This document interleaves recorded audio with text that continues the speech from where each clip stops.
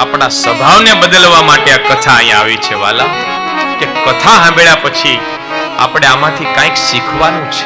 કે ઘણા લોકો વાતો કરે ને, ફલાણા ભાઈની મેં તો 5 વખત કથા સાંભળી નાખી.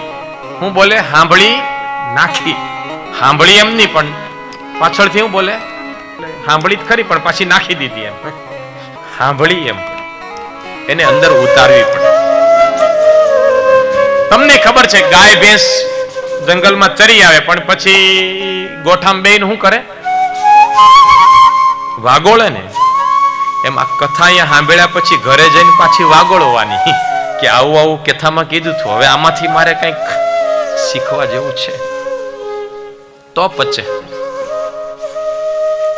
તો હું પહેલા જ દિવસે બોલ્યો હતો કે અહીંયા વેદમ વ્યાસજીની આપણે પરમિશન લઈને બેઠા છીએ, એપોઇન્ટમેન્ટ લઈને બેઠા છીએ. આ ભાવ રાખજો તો તમને આ કથા હૃદયમાં ઉતરશે. આપણે તો બધા જ નિમિત્ત છીએ.